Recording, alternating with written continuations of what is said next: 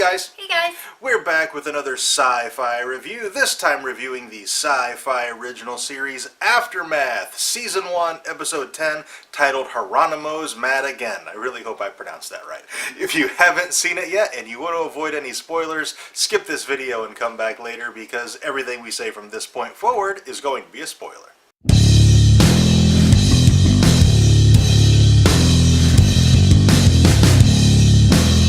So first we're going to talk about those stretched, elongated people in the beginning of the episode.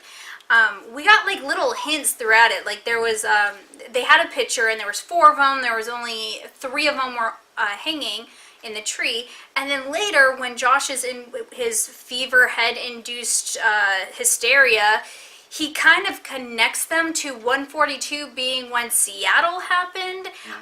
So it kind of implies that maybe they're not from there. They're actually from Seattle and they were pulled there, hence the stretchedness. But we don't really get a confirmation of that. We don't really know what happened. Yeah. We don't know how they got stretched. I mean, maybe they got sucked into a wormhole and it warped their bodies in some way. When we first saw them, my first thought was, oh my god, they're doing Wendigos. This is going to be awesome.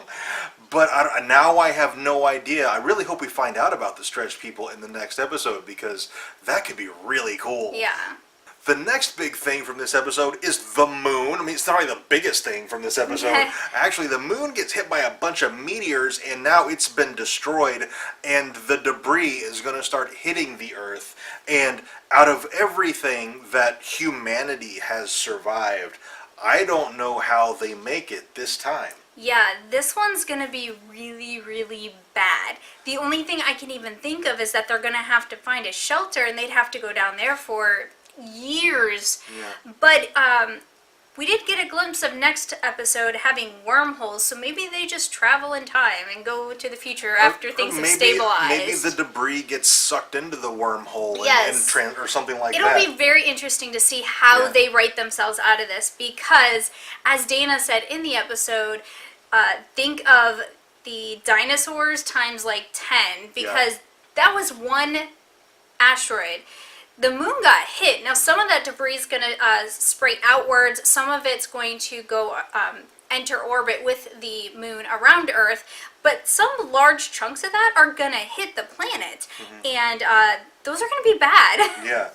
Also, for this episode, I loved the change in tone. Aftermath has had its moments where it's been scary, it's been creepy, it's been very tense, but I don't think we've really ever had an episode that I would classify as horror.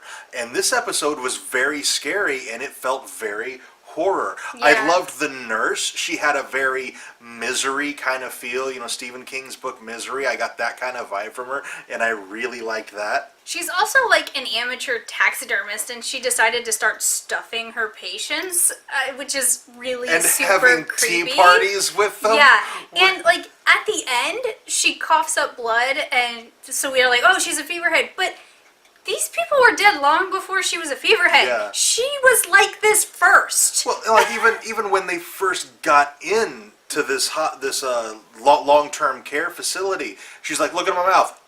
And no blood at all. So maybe she had just brushed her teeth to make herself look symptom-free or something, or she's recently become infected and she's just now showing symptoms.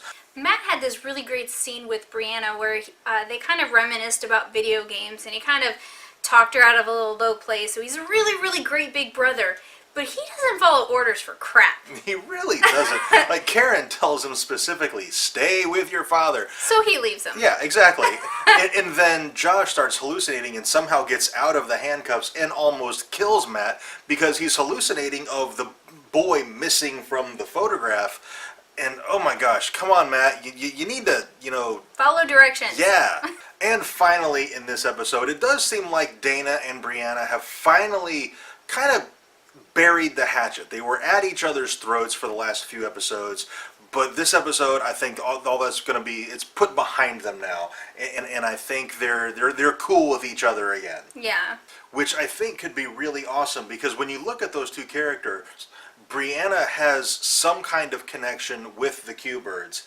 Dana's dreams come true. So these two characters, I think, are probably the two most important characters in the entire show. Yeah, I agree. So having them work things out and work together in a more cohesive way, I think is really important for the narrative going forward. Alright, I think that's pretty much it for this video. If you have anything to add, please let us know down in the comments. Also, if you enjoyed this review, tell us by dropping a like on it and subscribe for more reviews. And thank you very much for watching, and we'll see you next time.